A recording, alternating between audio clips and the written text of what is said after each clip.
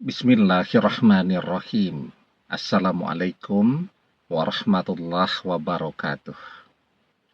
Bapak-bapak, ibu-ibu, mas-mas, mbak-mbak, khususnya adik-adikku sekalian yang dirahmati Allah dimanapun Anda berada.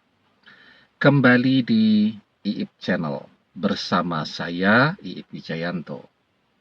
Kali ini kita akan membahas tema tanda mantan frustasi gagal melupakan kamu.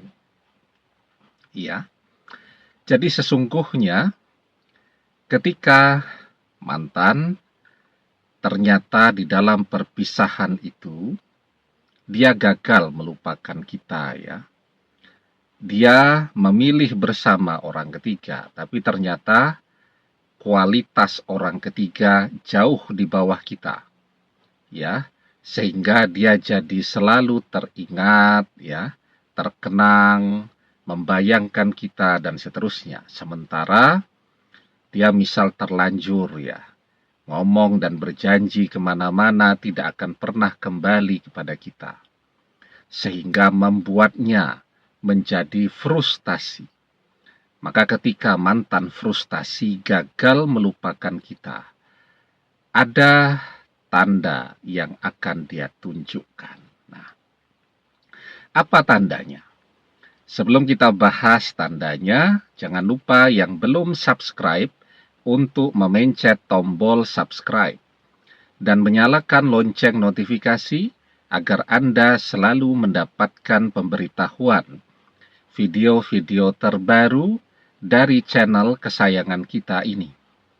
Dengan subscribe, doa-doa kita selalu terhubung sehingga kita selalu bisa berdoa bersama-sama ya. Tandanya adalah ketika mantan ya terlihat uring-uringan, marah-marah terus ya, dan sering menyindir kita. Ya. Jadi dia memang tidak bicara langsung kepada kita ya. Mungkin dia ngerasani kita bersama teman-temannya. Kemudian ada teman atau sahabatnya yang menyampaikan kepada kita bahwa mantan ngerasani kita, membicarakan kita ya. Pokoknya apapun yang dia bicarakan itu tidak enaklah untuk didengarkan ya. Kenapa demikian? Karena dia sedang mengajari hati dan pikirannya. Mengajari hati dan pikirannya. Jadi seharusnya kan pikiran tuh yang mengajarkan kepada hati ya. Nah ini dia berusaha untuk menjadikan lisannya. Mengajarkan bagaimana caranya agar dia bisa membenci kita. Harapannya dengan membenci dia bisa melupakan. Walaupun apapun yang muncul dari lisannya itu ya juga sesuatu yang terus diolah oleh pikirannya ya. Nah, dia sedang mengajari dirinya sendirilah ya. Untuk membenci kita. Nah, makanya dia membicarakan terus-menerus ya. Sehingga dia berharap dengan cara itu motivasi dan semangatnya untuk membenci kita itu akan tumbuh. Dengan cara membenci, dia berharap bisa melupakan kita ya. Nah, maka tandanya adalah ketika mantan rajin membicarakan dan ngerasani kita. Di media sosial juga begitu, dia mungkin tidak pernah menyebut kita, tetapi terus menyindir-nyindir kita ya. Ngerasani, menyindir-nyindir masa-masa bersama dengan kita ya.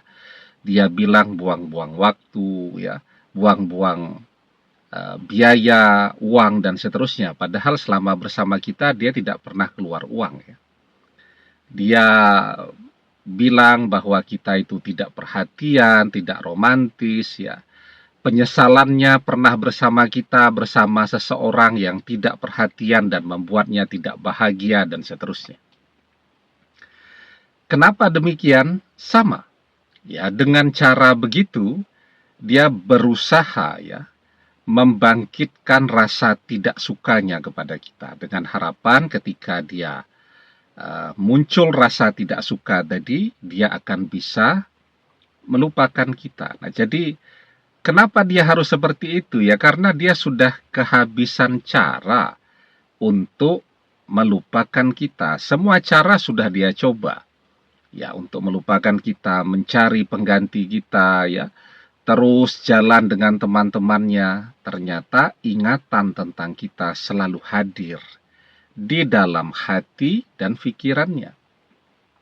Nah, maka dia tidak hanya berusaha membenci kita di dalam keadaan dia sendirian, tetapi dia ucapkan terus-menerus ya, untuk menambah keyakinannya bahwa dia memang membenci kita dan tidak akan pernah kembali lagi kepada kita.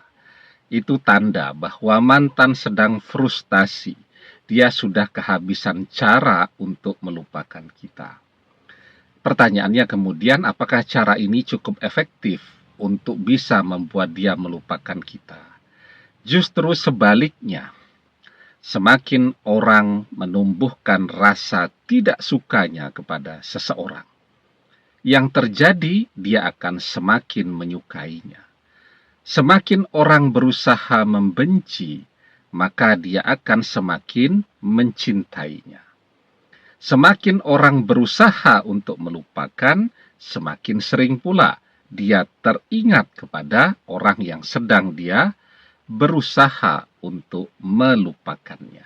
Nah, jadi sesungguhnya ketika mantan frustasi, ya, pada satu titik dia akan menyerah. Ya. Dia menyerah, berusaha melupakan kita. Dan dia akan memilih mengikuti kata hatinya untuk kembali kepada kita lagi ya. Walaupun untuk itu dia harus menanggung rasa malu ya. Malu untuk minta kembali duluan. Mungkin juga merasa malu akan ditertawakan oleh teman-temannya karena dia pernah bilang tidak akan pernah kembali kepada kita lagi. Nah, jadi ya, sesungguhnya menghadapi mantan yang demikian ya, apa yang harus kita lakukan? Tidak usah direspon. Diamkan saja dan teruslah berdoa.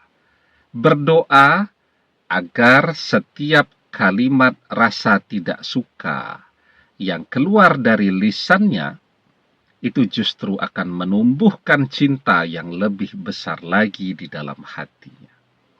Agar setiap rasa benci yang coba dia tumbuhkan itu menjadi sebab dia jatuh cinta kembali kepada kita lagi. Kita terus berdoa, memohon kepada Allah agar Allah menumbuhkan rasa cinta sebesar-besarnya di dalam hati mantan. Rasa cinta yang tidak bisa dia tekan lagi.